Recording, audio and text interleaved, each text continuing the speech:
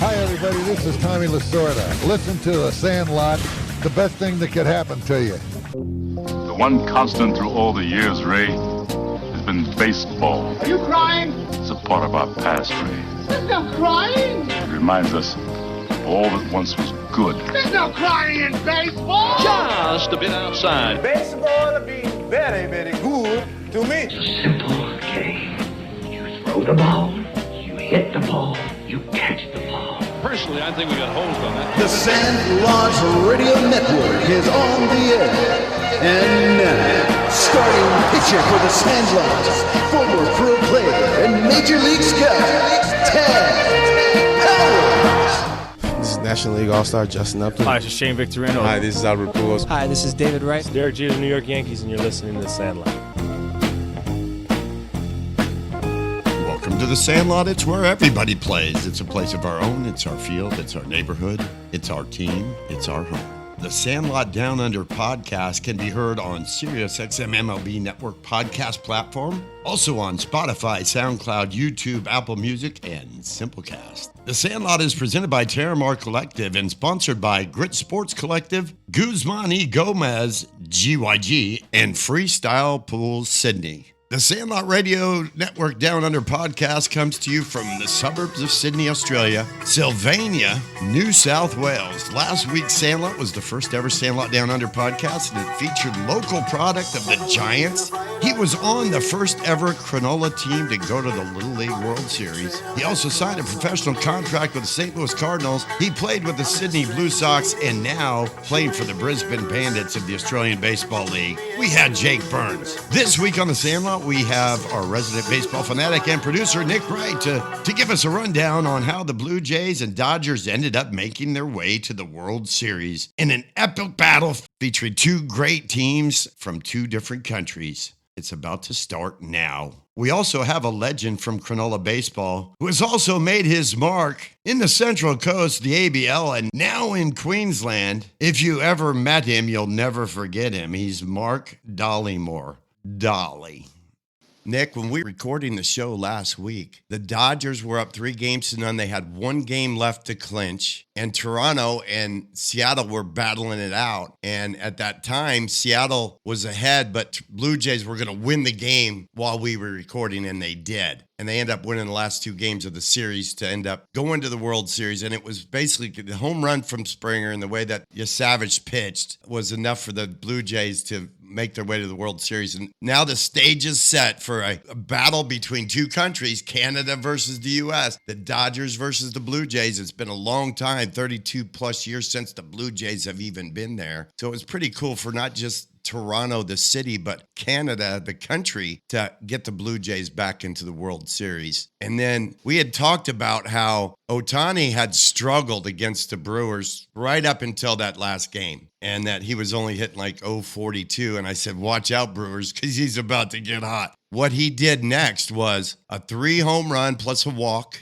plus 10 strikeouts, 6 innings shutout. That is probably the best game in the history of baseball. And you are wanting to argue that it might be the best in the history of the sport. So the stage is set for the World Series, Dodgers and Blue Jays, Nick. You know, Tad, being just like a bitter Angels fan, just seeing this unfold, it's not surprising. Just like last year, it wasn't surprising. But seeing this, what we just saw, is this not the greatest? I'm not even talking about baseball. This is the greatest, I think, athletic performance in the history of, I don't know, just American sports, however, the Western society. I don't know how you want to call it. American team sports, but I mean, sure. It's a, you know, American team sports. Yes. And 6 shutout innings. It's comparable 10 to strikeouts. anything that Gretzky ever did on the ice or that Wilt Chamberlain ever did on the hardwood. But maybe way even beyond it, because it's one thing to go out there to clinch as a pitcher 6 innings, shutting them out and striking out 10. And by the way, some of his stuff was so nasty, like that 100 mile an hour that had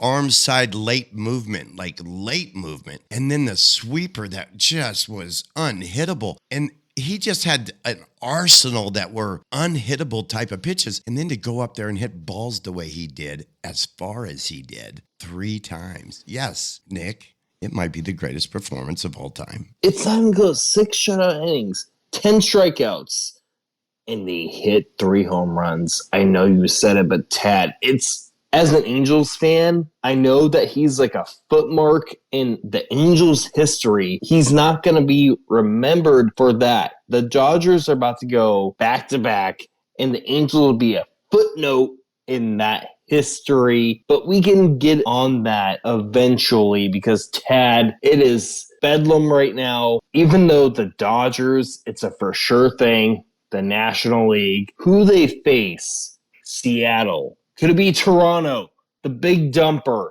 But no, it's Toronto. The Blue Jays ended up going forward and facing the Dodgers. George Springer had a huge home run. Tad, George Springer, he's meant for this moment. He did it with the Houston Astros, and now he did it with the Toronto Blue Jays. And now, after 32 years... Nick, it's the biggest home run since Joe Carter hit a walk-off off Mitch Williams against the Phillies for them to win the World Series way back in 1993 and break the hearts of all the Phillies fans and to win the hearts of every Canadian when Joe Carter hit that home run. This is the biggest home run in Canadian history right here. And for baseball, without a question, nobody has ever outperformed what Shohei did that night. And to do it in LA to clinch, now it's just a question of, can the Dodgers, now that they had a break, and I always feel worried about a team that has a break like this going into the World Series. They had huge momentum. Is that going to get, the momentum going to get killed? I hope not, because man, they are playing so good right now. Their pitching has been unbelievable. Like, you would never expect it to be this good because during the season, most of their best pitchers were hurt. And Tad, just before we get into the World Series, the thing that bugs me the most, did you watch Julio Rodriguez, game on the line, and 3-2, everything is on the line. He read it good. He even hit a home run in that game. Julio Rodriguez, by the way, for the Seattle Mariners, is unbelievable, and he's amazing. But in that critical moment, Tad, he swung chasing badly on a would-be ball 4, and he swung strike 3 when the big dumper, Cal Raleigh, maybe, just maybe, could have come in to save the day. Tad, when I was watching that, it just made me sad because what could have been if Cal Raleigh, the big dumper, came up to bat? But the Toronto Blue Jays deserved what they got, and they are in the World Series. And how about Vladimir Guerrero Jr. and the emotions that he showed after they won the game and he realized that he's going to the World Series? His dad never got to do it. His dad was on a team that may have, if it weren't for the 1994 strike. That was maybe the best team in baseball that year, and they never got a chance because of the strike. And I think he felt all the emotions for his dad and himself. And you remember pictures of little Vlad Jr. out there with the Expos uniform on, and to now be on this stage and be a guy that was pivotal. He was the MVP of the American League Championship Series because of the way he performed. And you could just tell that the emotions for him were very high and that he was willing and ready to put that team on his back with a little help from George Springer and some good pitching. His father, Vlad Guerrero Sr., as an Angels fan, he would, after the Angels won the World Series in 2002, he was like the next guy to be like, yo, yes, let's go, baby. And the fact that this is aging me by a lot, but the fact that his son, Ted, am I insane by saying Vlad Guerrero Jr. is better than his father? Because he is hitting over 400 in the playoffs right now. I mean, against the Yankees, he hit over 500. Yeah. Vlad Guerrero Jr. He came ready to play. Is unbelievable. He really is unbelievable. And yes, he may be better than his dad. Time will tell because his dad had a very long career, and he's borderline Hall of Fame guy. I just have to ask you because I'm in the part of just every normal kind of person who's thinking this. Does Toronto have any chance to beat the LA Dodgers? baseball's a funny game. The Dodgers are stacked. The Dodgers have the most, they're a juggernaut of baseball humans. And I just don't know if Toronto can pull it off, but that's the beautiful thing about baseball. We don't know until somebody wins 4 games who's going to be the champs. But I think the Dodgers have the upper hand. But Toronto, they got youth and they got the whole country pulling for them. That's the thing. Dodgers, there's a lot of people that hate the Dodgers. The Dodgers is one team of 30. But when you're the only Canadian team, that whole country's pulling for the Toronto Blue Jays right now. We're going to have to do a whole thing about the lockout in 2027. But if the Dodgers win the series, there's going to be a lot of questions, and it's going to be interesting. Do you think, are the Dodgers ruining baseball because there's no cap salary, there's no floor? Is this going to affect baseball going forward? When you see a team like the Brewers get as far as they did, you realize that even though the salaries are not comparable, there is a competitive balance. And it's based on the fact that there are so many great baseball players. It's a matter of how do you put a team together that can gel. And you can do it with money, but the way Pat Murphy did it over there with the Brewers this year wasn't with dollars. It was another form of bringing a team together. So you can buy your World Series, which is kind of the approach the Dodgers and Yankees and the 5 highest payroll teams they go for. But I like when a small market team can show that they can compete. But man, the Dodgers were just too much. And when you have a guy like Ohtani as your 4th starter, and then he does what he does in that game, you know, it's kind of the writing's on the wall that the Dodgers are that good. Hey, this is Mike Myers, former left-handed pitcher of the Major League Baseball, played 13 years. Everybody out there, listen to the Sandlot, have a great time, enjoy the summer, and keep on swinging for the fences.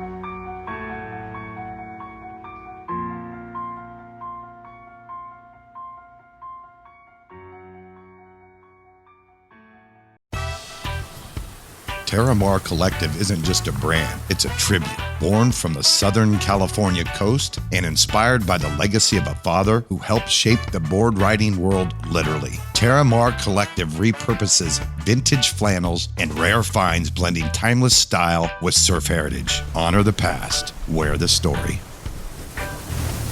Find us on Instagram at Terramar Collective. Imagine your family enjoying a stunning new pool without the stress or nightmare stories you've heard about bad builders. At Freestyle Pools Sydney, every project is expertly managed from start to finish by brothers Ben and Rob Hitchcock, a family business of 33 years. They return your calls, quote the whole job up front, and plan for the unexpected so there's no hidden costs or unfinished work. Their skilled tradies are experts in their field, delivering a premium finish your family will be proud of. Call Freestyle Pools Sydney today on 9875-1122. Freestyle Pools, family values, exceptional craftsmanship.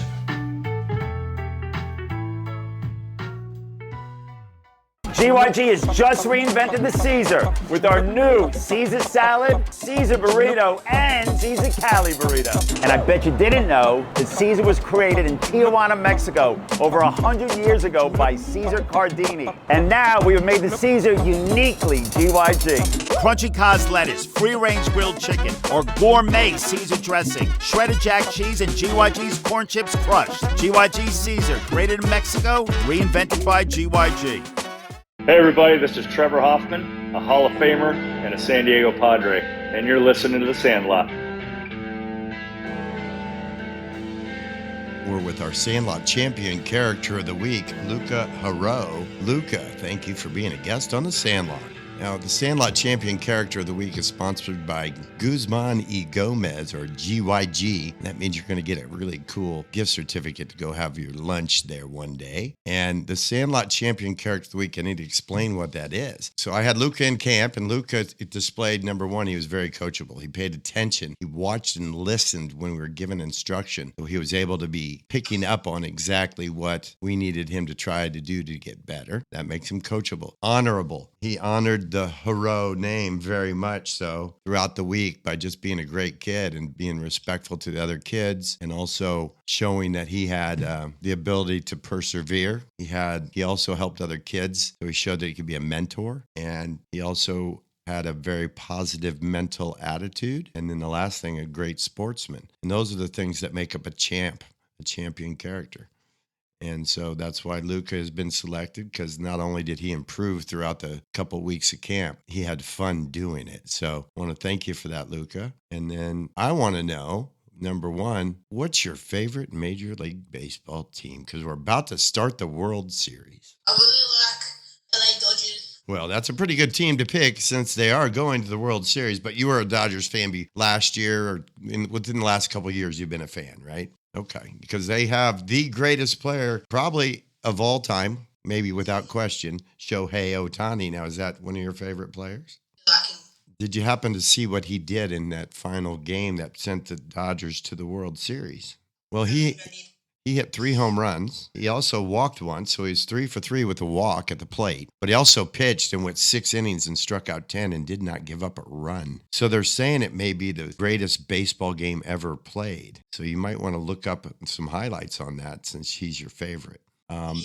Next thing, so it's the Dodgers and it's Ohtani. Is there anybody else on the Dodgers that you really like?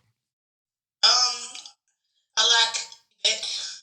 Well, Mookie's another one to really like. He's won Gold Gloves in right field. He might win a Gold Glove at shortstop this year. He's been an MVP a couple times. He's been on World Series teams with both the Red Sox and the Dodgers. And the way the Dodgers are playing right now, he might just be on another World Series team with the Dodgers this year. So those two guys are two of the best players in the world, and they're fun to watch. And I'm fortunate enough to get up close to them as I get to do a lot of my radio stuff with the Dodgers. So next question. What did you learn in baseball camp? Because you came to hitting camp, and you came to pitching camp, and you came to the general skills camp for a couple days. So let's talk about some of the things that you learned, because it's a lot of information that you guys get when you come to the camp. I learned box steps, and I learned to keep my shoulder down. When you're hitting?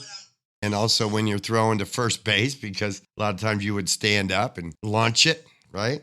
And because you're a guy that's tall and lean, we have a tendency to want to bend our back more than our knees, and you learn the importance of bending your knees and having good posture, both at the plate and in the field. And the timing of getting ready, that's a big, important part of it too. And then another thing I noticed too, when you learned how to catch and tag, and once your glove, figured out how to really use your glove, fingers up and out in front to catch it, you were really good at catching and tagging. And then we learned about cuts and relays. And for a while there, you were turning the wrong way on that relay, which takes twice as long, right? Figured that out. Yeah. And it's also hard to get your front shoulder on your target when you turn all the way around, right? So that was another big adjustment that I saw you make. And then, of course, at the plate, that fence drill, I think, really helped you, because you learn that your hands don't have to go out when you start your swing, because you end up hitting the ball on the skinny part of the bat. And once you figured that out, you started to barrel balls, and a different feeling, isn't it, when you hit it on the fat part?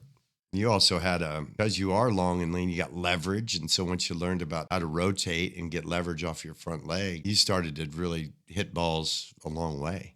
So now I expect that in your games, you should start hitting some home runs. Yeah, hopefully. All right. Well, is there anything else that you want to talk about that you learned in camp, or anything you want to shout out to your mates that will be listening? Oh, no. You don't want them to hear that. Shout out to my mates, William and Benny. William and Ben, giving them a shout out. Well, hey, buddy, just keep paying attention to the good coaching and keep working hard at it, because because you got a lot of passion. I think you're starting to get to the point where you're getting good enough where the game's fun for you, isn't it?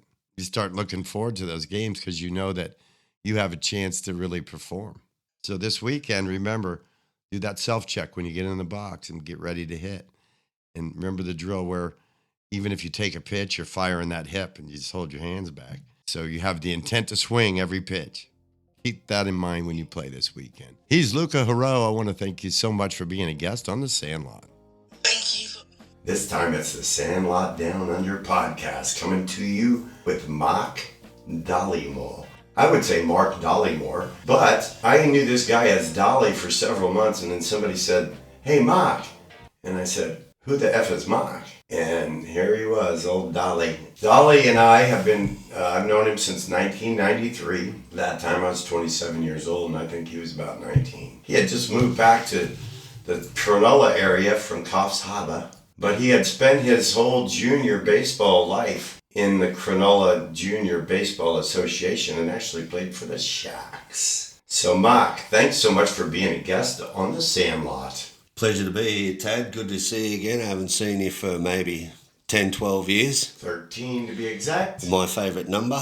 13 years ago, I was out here in Australia trying to make a movie called Diamonds Down Under. Had a little funding. Me and my actual director came out. Spent some of that money trying to get it all going. The guy that put up the money to do it and was going to put up the whole kit and caboodle died. So anyway, here we are. We're doing a podcast. That was a pretty funny day, actually, Tad. We're going to do some practice out on the actual SCG, and we're out there, uniform, everything, having throws, and then the security comes out and says, hey, what are you doing here? You guys can't be out here. So then we had to go to the park across the road. Which was just as nice, by the way. It had the backdrop of the SCG.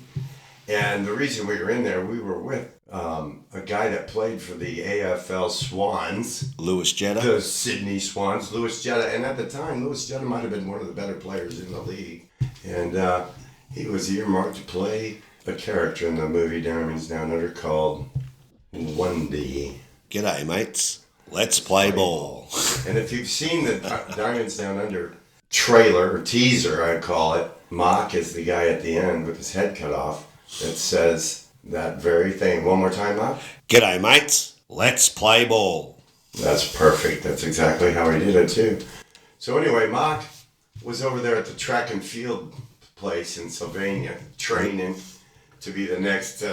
Little Athletics. Little Athletics is what they call it over here. Little Athletics is called track and field over in the States. But Little Athletics here is track and field. And Mock was over there peeking through the fence, watching what was going on over there at the baseball, wondering what was happening. And he had a good friend named Brendan Fernley who was playing, along with Glenn Piper, Mr. Juicy. So Fern and Juicy. And the two of those guys, at some point, I don't know how this, you're going to have to tell the story. How did you end up playing baseball?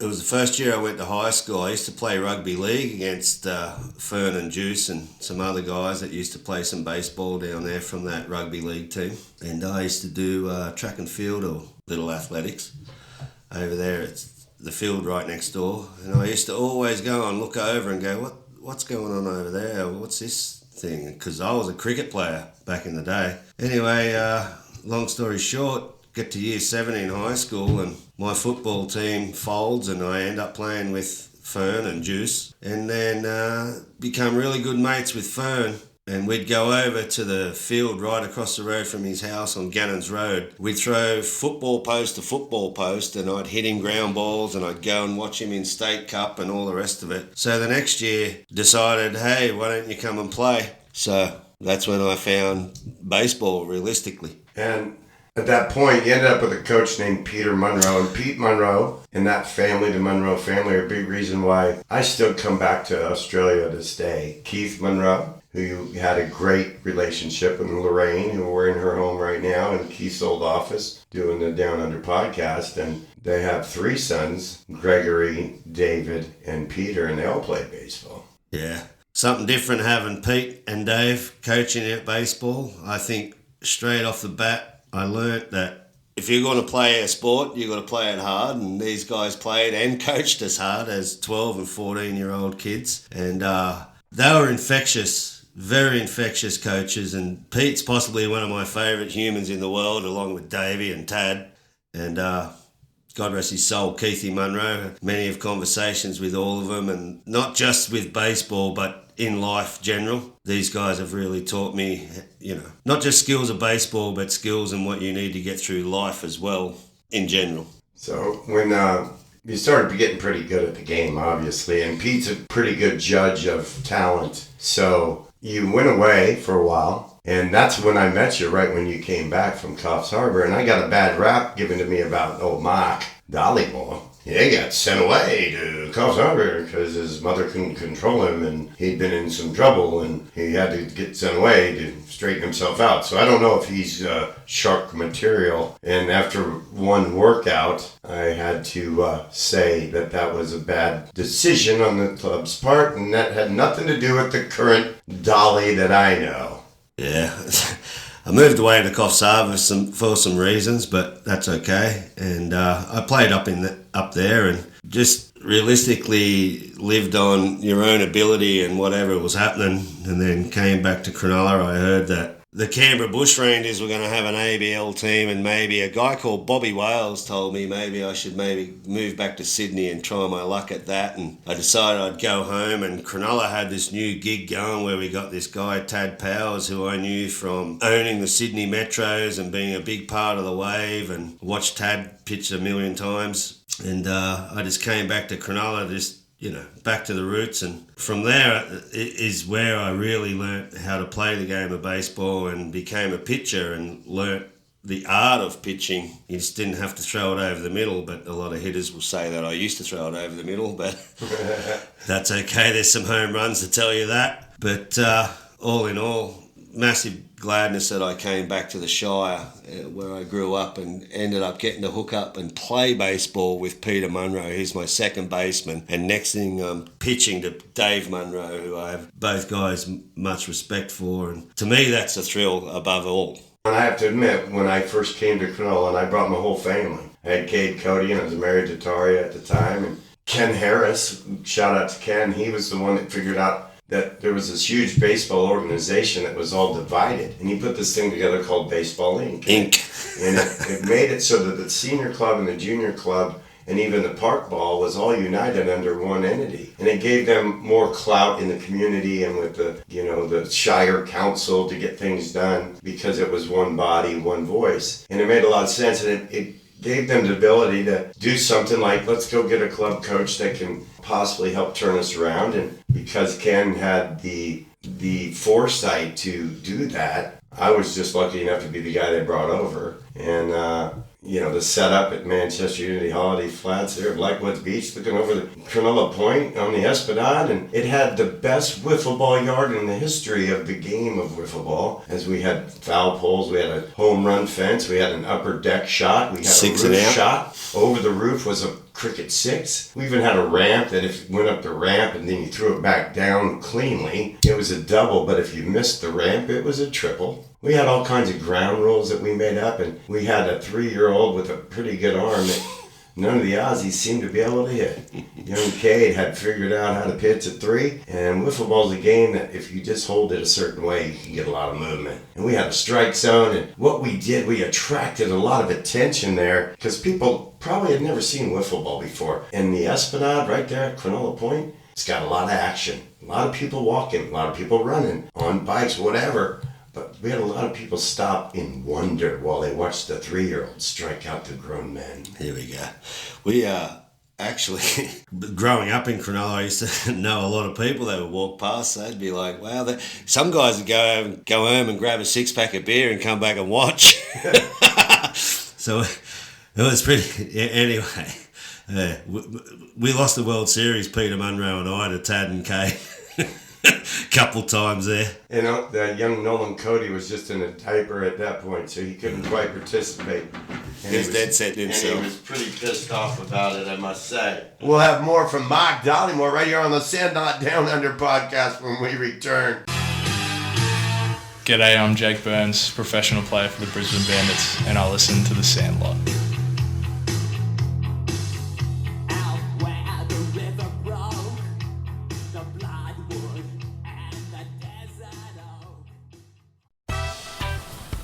Terramar Collective isn't just a brand, it's a tribute.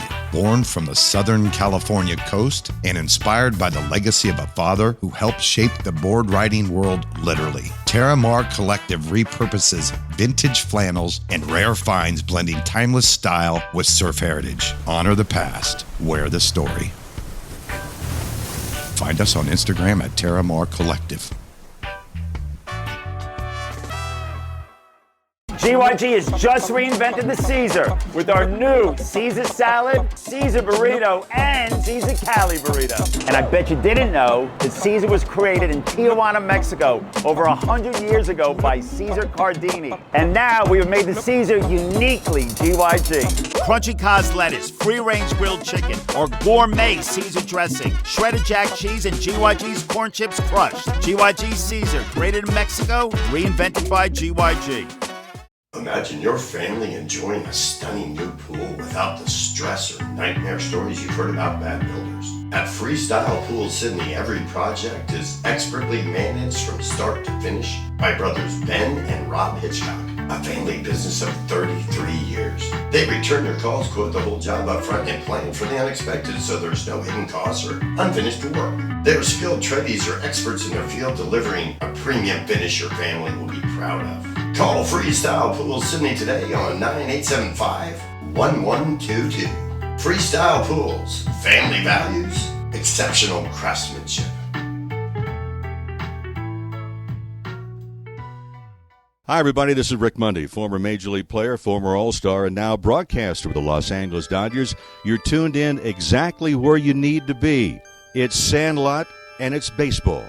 Talking baseball, the man and Bobby fella, the Scooter, the Barber, and the Duke. They knew them all from Boston to Dubuque. Especially Shohei, Mookie, and the Judge. Brave Radio in the heart of the Rockies. KZYR. All right. So Mock, you got a chance to come back to the Cronulla Senior Club. And Kenny Harris had done these things to kind of solidify the organization so that they had an opportunity to at least make an offer to someone like me, bring the family over. We talked about the Wiffle Ball World Series being played right there at Cronulla Point off the Esplanade. And the way the grass was groomed there and everything, I mean, that was almost like fairway type grass that we got to play. What was that guy's name that used to run it? Oh, God, I wish I remembered, because he told me, how long do you think you can do this? Just coaching. Because he used to hate us going out there because he just mowed. Every time he just mowed it, because we were having fun too, Mark. And he wasn't a guy that had fun. No.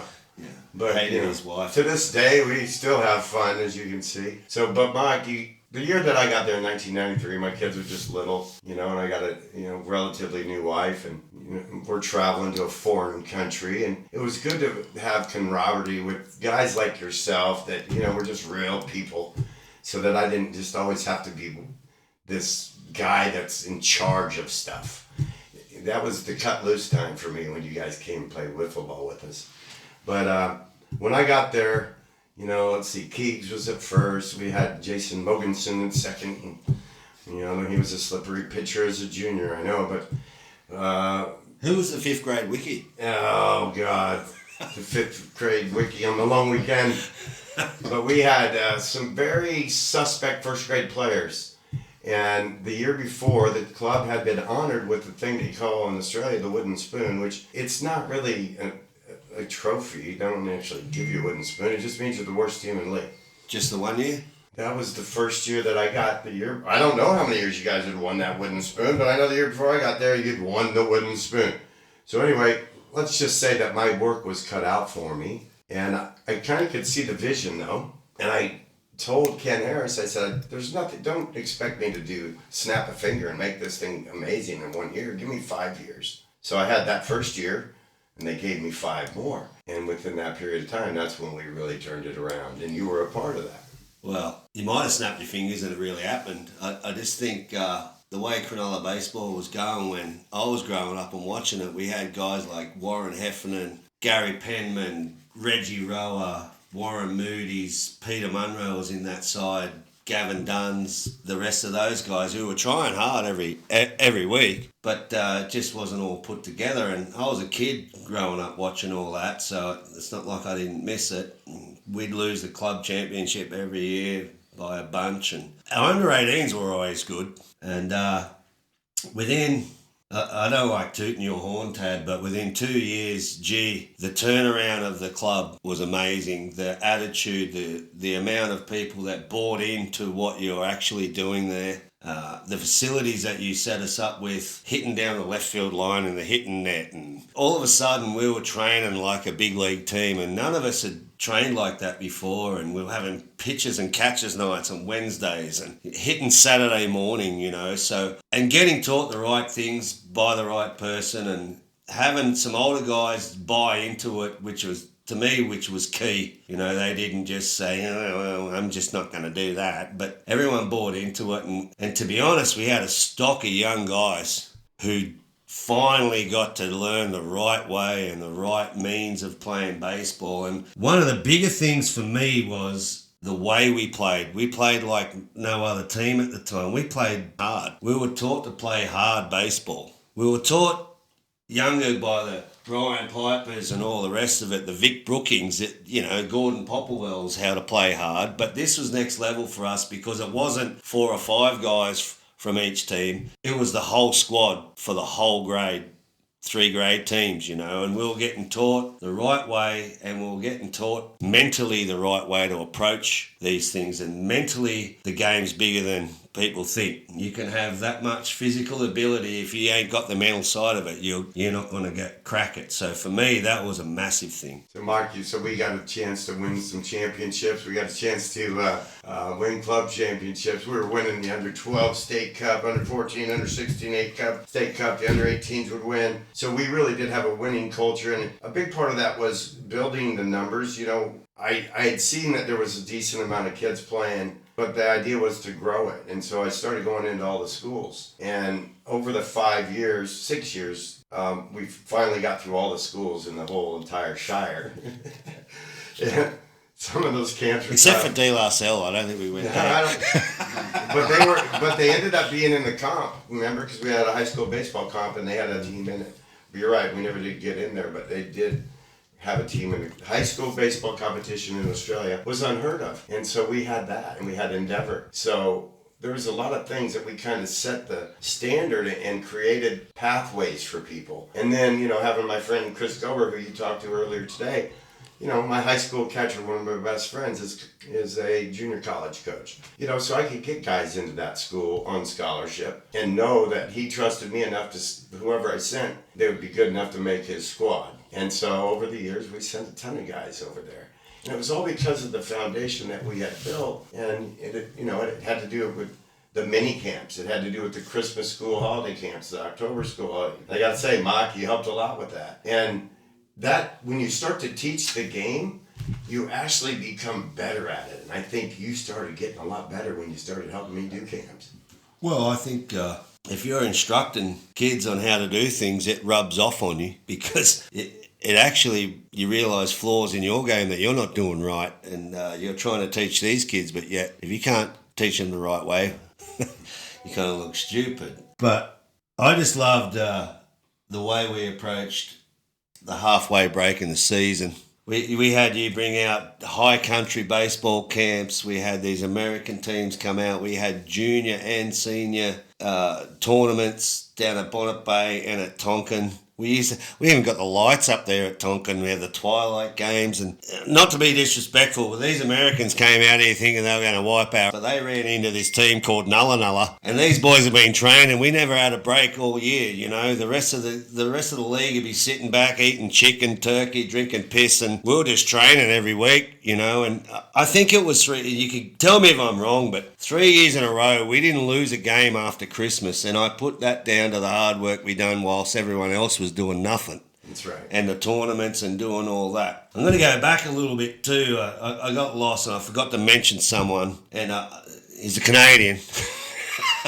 Donnie Franklin for the likes. He came out to Cronulla too, and he tried to install what you were doing, Tad, and what the ways you were going. We had guys come out, Sheldon Sawatsky and Mike Figures, some other guys come out there, and they tried to do that, but not in the way that you did, in the big, broad spectrum of doing it and really putting yourself out there to the game of baseball, not just to Cronulla, but in general. And I think it's a likeable thing if you see someone so passionate coming out here and trying to teach your kid to be good at something, whether or not it's a babysitting program on a school holiday or whatever it be. But the process that you done it in, Tad, to me made parents and everyone stand back and say, hey, this is a good thing here, and these kids are enjoying it, and they're getting good. Little Johnny couldn't hit the side wall yesterday, but today he can throw it right at me. So it was always trying to do that with Cronulla, but it just needed the polish, and I think you were more than the polish, Tad. You turned us around from nobodies to somebodies, and every team in the league snap their neck looking back at us and going, holy hell, what's going down here? And you didn't come down to Cronulla now and just have an easy win. You were fighting for it, and, you know, you made sure that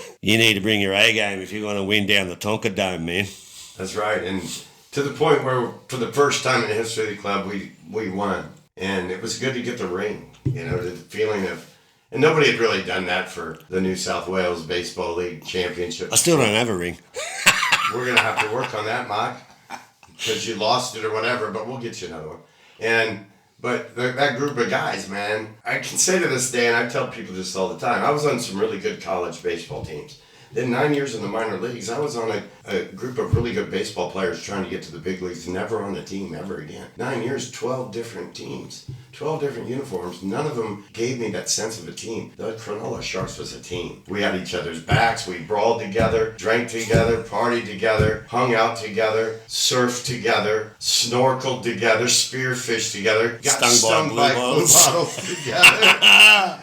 And, you know, we had a different thing, and when you do that, it gives you a chance to win. And there's a lot to be said for chemistry. I don't care what anybody says. Well, to add to that, Tad, growing up in this town, Great Cronulla Shire, mate, there was times the whole district, well, Cronulla, what do we want to call it? The Shire. They were on the baseball train. We were on the back of the Leader every week. What was that other paper we were on? The Cronulla Daily. That thing was just jam-packed of baseball, you know, and people were really interested in going, hey, you know, sometimes you go down to Tonka Dome, there'd be 400 people down there watching a baseball game. They couldn't get 400 people to the Sydney Blues. That's right. We really did have a lot of interest in the area, and the number of kids that came through the program that ended up being great baseball players. And, you know, we just had to wait for... on a Sunday, we had to wait for the young kids to come through to make us great. And slowly the old heads had to go into the park ball system because the young kids that were coming through were great. And that was a beautiful thing, too, when we had the tournament. We'd have the park ballers come, and one time they beat the American team that came out. That's true. But Davey Daniels on the bump. Neil got hit. Yeah, Juicy's brother got hit right in the melon. Turn the lights on. There's nothing I've never been involved in any sport where we've had the camaraderie and the backing, and it was just a great time, man. There was 10 years of it, you know. For me, there was 5 years of updated baseball for me. Wow.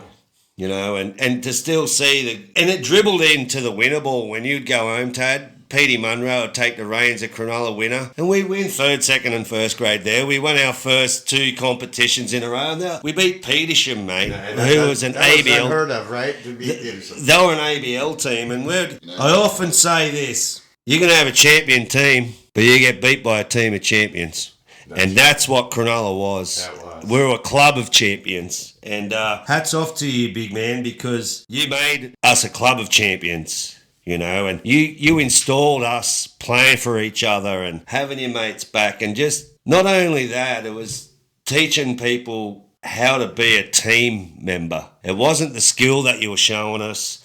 You were telling us how to be a team member and a mate and to do this for each other, not just for yourself. For that's massive with me, and it sat with me in life. And I try because I live so far away from people that are my mates, that I try to do that every day. And it's not a team member, it's my mate. And you kind of installed that in me growing up, and what you did with Cronulla baseball. And I dare say I wouldn't be the only one that you would put their hand up and say that. He's Mark Dolliemore. He's true shark. Man, did we play some good baseball together. I'll tell you what, stop for a sec. All right, we're going to I'll tell you what. Break. Save it for the next segment. We got to go to a break. We'll have more from Mark Dolliemore right here on the Sandlot Downunder podcast when we return. I'm your host, Tad Powers. We are the Giants Baseball Club in Turn Point, New South Wales, Australia. We are part of the CSJBA, and we love baseball, and this is the Sandlot. GYG has just reinvented the Caesar with our new Caesar salad, Caesar burrito, and Caesar Cali burrito. And I bet you didn't know that Caesar was created in Tijuana, Mexico over 100 years ago by Caesar Cardini. And now we have made the Caesar uniquely GYG. Crunchy cos lettuce, free-range grilled chicken, or gourmet Caesar dressing, shredded jack cheese, and GYG's corn chips crushed. GYG Caesar, created in Mexico, reinvented by GYG. Do you want more than just wins for your kids? Do you want confidence, character, and grit? At Grit Sports Collective, we help young athletes play with purpose and train with passion. With elite coaching in baseball and basketball, we're building more than skills, we're building competitors. Because greatness starts with mindset and is earned through sweat. Grit Sports Collective. Play fierce, train harder. Now enrolling in San Diego, California. Visit gritsportscollective.com and sign up today. Terramar Collective isn't just a brand, it's a tribute. Born from the Southern California coast and inspired by the legacy of a father who helped shape the board riding world literally. Terramar Collective repurposes vintage flannels and rare finds, blending timeless style with surf heritage. Honor the past, wear the story. Find us on Instagram at Terramar Collective.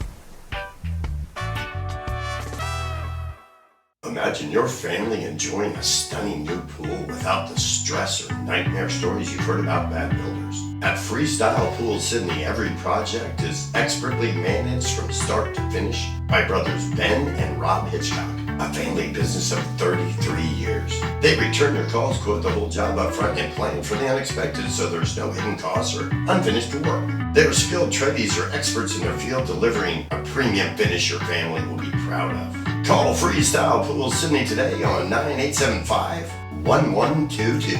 Freestyle Pools, family values, exceptional craftsmanship. It was pretty much decided for me to play baseball when I was born. The Sandlot's where it all starts, doesn't it? I wasn't bigger than everybody. I just threw harder. It doesn't take any talent to hustle. If you don't pull for the Dodgers, there's a good chance you may not get into heaven. Something happening here. We're back with Mark Dolliemore on the Sandlot Downunder podcast, presented by Terramar Collective. So, young Mark, we were talking about the culture that we had created, the fact that we kind of went from wooden spoons to champions, and the numbers grew from 500 kids playing in the Shire to 1,500. And believe it or not, I found this out from the ABF that we were the biggest association in the Southern Hemisphere. In all of Australia and the Southern Hemisphere, that junior association had more numbers than anyone. And it's still to this day. And that's pretty cool to know, because we were kind of mid-road. 500 was middle of the road. And when you triple it, it puts you at the top. And then you got a group of kids to pick from. And like I said, we just had to wait. Those kids were coming to camps. They were playing on the state cup teams. Once they came through, man, we had some tremendous talent. And you think about the Boothies and the Cammies and the Stephen Davidsons and the Terry Mad-Eyes. And they were in the 16s and under 18s. And once they got up there, things changed. And we became a team that everybody knew are we going to win? No, probably not. Oh, there was a lot of the best mix of youth and experience I've ever seen. We had the luxury of that coming through. The guys that you said, the Josh Spencers, Cole Painters, Elaine Millers, same guys that are in that. And you got old Wellesley running them down, always played second base. Next minute, this guy's running things down 400 feet in the outfield. Never played outfield in his life. Oh, yeah, I reckon Wellesley could probably play the outfield. Never missed a treat, you know. But we had a luxury of youth and experience there, Tad. And that's the benefit of the camps that you were doing, and these kids were coming through. And there was still heaps more behind them. But just to see how it turned out for us, and we finally get that first grade premiership, because you know yourself all the hard work that you done, and you got like the Petes, Davies, the Drew Lakes, who no one could get out, you know, even the Paul Keegans and guys like that. We go and play a 13-inning mozza against Wright and win our first grand final. The look on some of them old guys' faces, if you've ever seen relief, that's it, you know, and just the young guys were just thinking, hey, we just started. Yeah. You know, so that's the beauty of what you brought to this area in the 5 years, Tad. And I don't know, after it, I think it went a little bit amiss, but that's my opinion. But we had a lot of guys leave and say, hey, we've probably crowned our glory, you know, and that's what we're after. And, gee, we left the club in a really good spot, player-wise, ability-wise, training-wise. Here's the program. Go deal with it. So remember when I went through to get L screens and the Igloo, and lucky for Goose Gaynor, yeah, R.I.P. God rest his soul. Old Goose, he was able to help me figure out some ways of creating. That Igloo was working for 15 years or something. Bro, you know what else? Makeshift Igloo, but it made it so we could hit. We could have a cage down in the corner. We had the proper setup so we could have guys taking ground balls while other guys were hitting, and fly balls going to outfielders. We had a station just to work out. We had a station just for hitting. And so that by going through that every training, and then we ran at the end. And you know, one thing I always did, and I did it when I coached high school too, I always hated when coaches made me run and they'd blow the whistle and I'd look over at them and they'd be laughing. I always said, whatever running I'm going to do it too. So I think that helped to motivate. Well, you never ran. Shut your hole. I ran every foul pole, every sprint. We used to remember, foul poles are that boring. Yeah. We used to make it fun, so we'd hit fly balls. We used to get more people there. Yeah, exactly. Made it a lot easier. But you're right, the pitchers and catchers nights, that made a difference with all of our pitchers and catchers. We really had good pitching and catching. We had the best, for 4 or 5 years straight, or 3 to 4 years straight, we had the best pitching from under 18s to first grade. We had guys throwing second grade that could easily slot into a first grade starting spot. Lemke, what was his name? The American. Oh, Hittenstein. Peter Hurtens. Nah. Hinteregger. Holy, he would have been a first grade at any other club. Where'd he go? 1 year, 11-0. Yeah. and they were winning games 2-1, 3-1, 3-2. Bumped Bobby Harris down to third grade, which was... Well, that's okay. So you could never pick off. Dolly, we've mentioned Fern. We've mentioned Juicy, Mr. Piper, who's sitting here in the corner now. But we also... I met a bunch of other friends, and I didn't even know their names because it was Pog, it was Pooh, it was Nugget, Bow, Juicy, Fern, Dolly. That's the Aussie way, mate. That's the Aussie way. And you know what we called you? Well, Sook. Oh my God. Well, hey, you know what? One thing I can say, everywhere we went and played, there was some hecklers in the crowd that were on me, the Yank, you know. Of course. And that was just part of it. I was going to have to take These days you'd be called Trump. Ooh. See, that would have offended me way more than all the Yankee septic tank that was being thrown at me in every park around Australia. But it's Juicy also grew up watching this whole thing develop. So, and his dad was a big part of baseball too. So you've got to benefit somewhat from all these things. And what's cool about it is it's coming back around. It's coming back around because my kids came and coached. And then I don't know what, there's a reason for me to be here now. And at 60 years old today... That's because you love Cronulla, mate. I love Cronulla. Some of my best people in the world are from here. I get my best laughs here. But being able to teach baseball and make kids get better and have them have joy playing the game, because I watch kids not have joy playing because it sucks when you're no good at it. Yeah, I know. It's not a fun game when you're not good at it. So my whole goal with every kid in this Shire that I get exposed to is to make them better so they can have fun. Because, man, this is a fun game when you're good at it. It sounds like... It also sucks when you're good at it, but you don't have a good day. Well, that can happen, too. That's baseball. You know, and that is right. That's baseball. But another thing about it is learning to shake off the bad days. That's part of being good at baseball. Shaking off the tough days. This sounds like this year when you've come out, because you've told me about the last couple of years you went up the Central Coast and that, and, you know, you had a good time and all. But this sounds like Tad Powers version 2 down here at Cronulla Baseball. Well, it kind of is. And, you know, the club got behind me, and I've seen all 12 clubs almost twice now, and I'm going to see them all 3 times before I go home in just 9 weeks. And I got to tell you, I put everything into it when I'm out there. How many mini camps you used to do back in the day? 27 weeks. I would do 4 nights a week for 27 weeks. And that went on for about 6 or 7 years. And that was before practice. That was right before we started training. And then throwing the one-on-ones? Yeah, of course, a few one-on-ones, and then the Christmas school holidays and the October school holidays. It was 7 days a week for me, for that whole duration. 8 days. 8 days a week. You gotta love it to be able to do it that much. And I've been doing two days, and at my age, it's really tough. But man, that's when I see the kids and I shake their hand, look them in the eye, and I get their name. I'm on. And all the aches and pains that I had when I walked up will go away. I give it all I got for that 3 hours. When I leave, I can barely walk to the freaking car, and I can't get my shit out of it when I get there. But there's something about the energy that the kids bring that makes me young again. And so I'm going to keep doing it until they replace both my hips and my shoulder. So I've done 1,000 camps with you. And there was nothing better than the first, we do the 4-day camp or whatever it be. Kids are playing chase for the first day.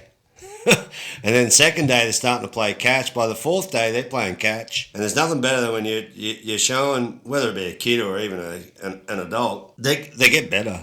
Yeah. There's nothing. You know what? Yesterday you were running. You're tired because you're running to the fence to pick the ball up or whatever it be. Today you're ready to go, man, and we're doing it because you've learnt something over the last 4 days. I think there's nothing better than seeing a kid improve right in front of your eyes. You can see a kid improve going away to college and going away there and you've had something to do with him. But when you're doing the baseball camps and you see little Johnny on the first day with his hand up telling a rude joke, and then on the 4th day he doesn't know any. No, but he's so much better on the 4th day. That for me, that was a blast. Well, I'll give you an example. There's a guy named Kevin Choi. He came to my camps in 1993. His kid shows up at the camp, and he's got the glove from 1993. It's an Easton that was going around back then, and it's got my signature on it. And I looked at it, I said, "Where do you get that glove?" I know that signature. It's from the 90s. And he goes, "My dad used to be in your camps." So this is Liam and his little sister, who's only 6 at the time. They're both in the camp for the whole week at Janelli. Neither one of them could catch or throw. Neither one of them really knew how to stand and swing the bat. And by the end of the week, and sliding is something we teach every day. By the end of the week, they both could slide. They both could catch the ball. They both could throw the ball. Well, I've been going for a year, and now those kids came to my camps again, and now they do demos. The 7-year-old Juicy, she's the one I had do the figure 4 pop-up slide demo. Nice. And the year before, she peed her pants because she was the only girl in the camp, and she didn't get to the girls in time. But because of that, she now has skills that she is a leader on her team, and she now has fun playing the game, and so does Liam. So like you were saying before you left, Mark, seeing that kid get that much better in that 5-day period of time, and that's what I need. Give me 5 days, 20 hours with your kid, and see the difference in everything about his game. From running, throwing, fielding, hitting, and the fact that not only can he hit, but he can power hit. You see the difference. The throwing thing's a big thing. That's easily a clean-up. So when you're throwing these kids batting practice, you're trying to hit their bat the first day. You've got to try to hit their bat so they hit it. Yeah, well done, Johnny. But the last day, no matter where you throw it, they're hitting it, Yeah. So, I don't know. I got taught good things, and it's so cool to give good things back and the right way back. So for me, I was given a pretty good tuition into baseball and the right way, and then to give it back to kids is, to me, it's so gold. The look on their face at the end of the day when you give them the bag with a few lollies in it and this and that in it, and then you throw them a ball and they've caught it or they can hit it. There's nothing better than that, man. You're giving something back to the game that's been so cool to you, Well, in the first under 6s that I ever coached, I had 3 kids out of the side, which was Rowan Williams. I love Rowan. What a great little player. Gee, he's different. Little Matty catcher and Hardwick, was it? Hardman. And Matty Hardman, and then I had Mangione. Oh my goodness. So, so out of those 3 kids, they've all gone on to play grade sort of thing, and even Mange went over and played college. So, well, Mange signed with the Bluejays. Yes, he did. He actually was. He got homesick though. Yeah. So we've had. So that's sort of an extension. Yes. We've had Mark Dolliemore, we've had Glenn Piper, Dolly, and Juicy, and we're on the second ever Australian version of the Sandlot Radio Network, the podcast, and we're in Sylvania Waters, that's New South Wales, south of Sydney. We're at Lorraine Munro's house, where both these guys have spent time in their youth because of the fact that the Munro family was such a big part of their baseball upbringing. So I want to thank you, two of you guys, for doing this with me. I'm really excited about the baseball community here, listening and understanding. And Mark, you really were good enough to go on and play in the ABL. You played for the Storm, you played for the Bushrangers, you played for the Hunter Eagles, correct? Yeah. So we got time in the ABL. Yeah, gave up some home runs. Gave up some home runs in that league. You might have set some kind of record. There's a great story. I'll give you this one. David White was when I was with the Bushrangers. I got hit for a home run one night off Al Shirley, this big, he was playing for the Monarchs. It hit out at Bruce Stadium. It's gone 500, maybe 600 feet. The next day, Dave White, who's the pitching coach, comes in and we're having our kangaroo court. And he goes, I came in the back way to the field tonight, guys, and there was this baseball on the ground. And he gives it to me and it's got the tongue hanging off it. And it says, thanks, Dolly, Al Shirley. So I still have the ball. That's why you would do that. But before you go, Tad, I just want to say thanks heaps for what you've done for not only me, but for a lot of baseballers in this district and some guys that had fathers teaching us. And what you brought to Cronulla and the Southern Shire baseball-wise is immense, bro. And sometimes you might not understand what you did bring here, and there's some older guys here that would understand. We got some rings and we got some things out of it. The most thing we got out of it, Tad, is skill and the right way to play the baseball game. And for me, that's tremendous. And what you do at home and what you do here and the way you treat your life and just dedicate it to baseball, for me, that's a cool thing to be able to do that. But I really appreciate what you've done for me. There's heaps of guys out there appreciate what you've done for them, whether they do and still hate you or whatever it be. That's never worried you. And the other thing, when we were doing all this with Cronulla and we became good, every other club in the league looked at us and said, hey, what are we doing wrong and what can we do to be right? So that made this league so strong back in the day. And I just hope they get this ABL thing right. Minimise the imports. Everyone tells me I'm wrong in saying that because of the projection you get from them guys. Just go back to the old days. Have them 4 imports. Have a team that comes out there and just make it the Australian Baseball League, not the multicultural baseball league like this country is. But Tad, hats off to you, mate. I love you. Happy birthday, you old. And you might even have a bourbon or two, and I really appreciate what you've done for me in my life, not just baseball-wise, but for the person I am. And I'm sure there's heaps of other guys around the joint that share the same opinion. So thanks heaps, Tad, for having me today, and all the best, my brother. Thanks, mate. Juicy, say something. Yeah, and likewise to Dolly, happy birthday, Tad. And I guess one thing that shows from baseball is the mateship. Anywhere you can go, you can get recognised. And for example, last night, Davey just walks into Highfields up in Carringdale and goes, you coming to my house tomorrow for Tads? And I've gone, yeah, I already know the address. And he goes, all right, sweet, see you there. So things like that, mate. And you mentioned the Munros, big parts. The whole Cronulla baseball has been part of my life. And I can only see it going up. And it's in great hands at the moment, so keep it up. Thanks, brother. You're listening to the Sandlot Radio Network podcast, Downunder. It's a zephyr. Thanks again to our resident baseball fanatic and producer, Nick Wright, for walking us through the final games of the playoffs and what to expect in the World Series on his 37th birthday. Happy birthday, Nick. Also, a special thanks to Mark Dolliemore, or is it Dark Mollydor?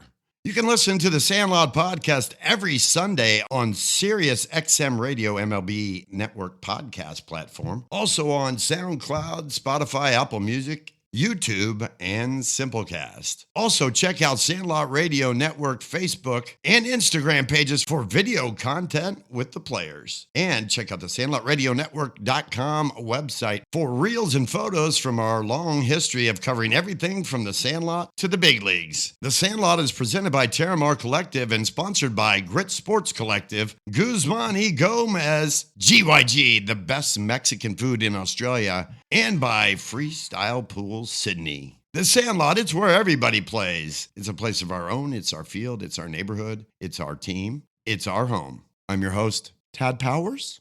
Damn it! Who typed a question mark on the teleprompter? For the last time, anything you put on that prompter, Burgundy will read.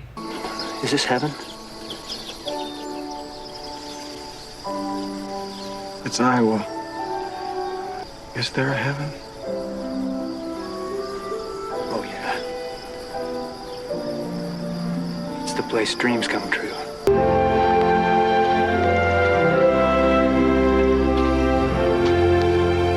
Hey, Dad? You want to have a catch? I'd like that.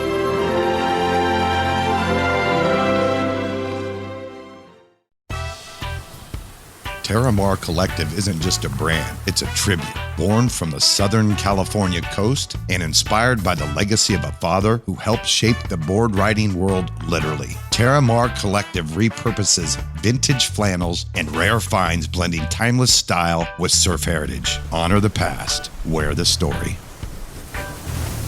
Find us on Instagram at Terramar Collective.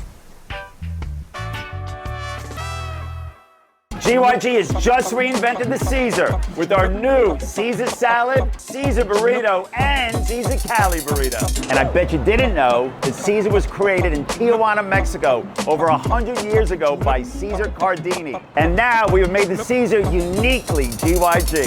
Crunchy Cos lettuce, free-range grilled chicken, or gourmet Caesar dressing, shredded jack cheese, and GYG's corn chips crushed. GYG Caesar, created in Mexico, reinvented by GYG.